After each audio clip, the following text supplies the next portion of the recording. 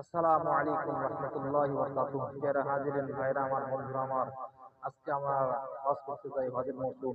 কিন্তু আমার আল্লাহ তাআলা রাব্বুল আলামিন হজ কেন ফরজ করেছেন? হজের মৌসুমে হজটার উদ্দেশ্য কি? কারণ আল্লাহ তাআলা রাব্বুল আলামিন তেনার একজন প্রিয় হাবিব ছিলেন, প্রিয় বান্দা, প্রিয় বন্ধু ছিলেন। তেনার নাম হলো হযরত ইব্রাহিম আলাইহিস সালাম। তেনার কিছু কর্মকাণ্ড তেনাকে অনেক ভালো লাগিয়েছিলেন, অনেক পছন্দ হয়েছিলেন। তাই এগুলোকে পছন্দ করেই তিনি সমস্ত হাজীদেরকে এগুলো করা ওয়াজিব করে দিয়েছেন। কন্যা সুবহানাল্লাহ। এই কাজটা ছিল হযরত ইব্রাহিম আলাইহিস সালামের।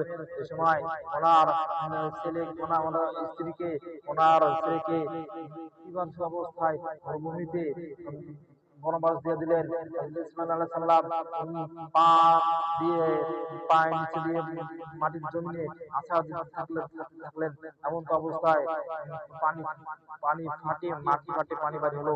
ওখান থেকে জমজম থেকে পানি আসতে হলো। আর এদিক থেকে মা হাজেরা পানির জন্য এপার থেকে ওপার সাফা এবং মারওয়া দুইটা পাহাড় 7 বার দৌড়াদৌড়ি করলো পানির জন্য। পানি পাইলো না। এদিক থেকে আল্লাহর কুদরতে মা ইসমাঈল আলাইহিস সালামের পায়ের ছোট বাচ্চা পা আছাড় শুরু করে।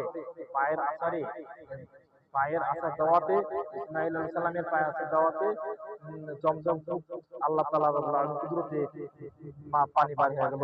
এটা ছিল আল্লাহর কাছে সবচেয়ে পছন্দনীয় একটা বিষয়। এবং আরেকটা পছন্দের বিষয় ছিল হযরত আদম আলাইহিস সালাম এবং হযরত হাওয়া আলাইহিস সালাম যখন তেনারা পরিচয় হয়েছিলেন আরাফার ময়দানে। যখন এই আরাফার ময়দানের ঘটনাটাকেও আল্লাহ তাআলা রাব্বুল আলামিন খুব পছন্দ করেছিলেন। তাই হাজীদেরকেও বলা হয়েছে, তোমরা ওই আরাফার ময়দানে যাও, ওখানে যা তোমরা ওই আরাফার ময়দানে যা তোমরা অবস্থান করো। এবং আরেকটা ঘটনা পছন্দ করেছেন আল্লাহ তাআলা রাব্বুল আলামিন। ওই যে ইসমাঈল আলাইহিস সালামকে যখন জবাই করা হয়, ওই জায়গায় শয়তান ইব্রাহিম আলাইহিস সালামকে বারবার ধোঁকা দিয়েছিলেন যে তুমি ইসমাঈল আলাইহিস সালামকে জবাই করতে নিয়ে যাচ্ছ। তখন ইব্রাহিম আলাইহিস সালাম বলেছিলেন, শয়তান তুমি পাথর নিক্ষেপ করো।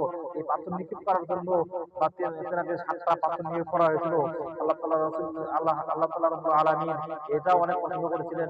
তাই সমস্ত ইব্রাহিম আলাইহিস সালামের সমস্ত কর্মকাণ্ডকেই আল্লাহ তাআলা রাব্বুল আলামিন পছন্দ করার মাধ্যমে ওনার পুরো কর্মকাণ্ডকেই হাজীদেরকে এই পুরো কর্মকাণ্ডকে অনুসরণ করার নামেই হজের একটা অনুশীলন করে দিয়েছে। সুবহানাল্লাহ। তাই প্রিয় হাজী ভাইরা আমার, বন্ধুরা আমার, আমরা যারা হজ করতে যাবো বা যারা না হজ করি নাই, আগামী হজ করব, আমরা নিয়ত করেছি বা নিয়ত করি না, যারা এখন নিয়ত করি না আমরা নিয়ত করব। আল্লাহ তাআলা রাব্বুল আলামিন আমাদের জন্য হজ করতে তৌফিক দান করেন এবং সুন্দরভাবে সুস্থভাবে হজ করতে তৌফিক দান করেন। তা ভিডিওটা দেখেন নাই, দেখবেন।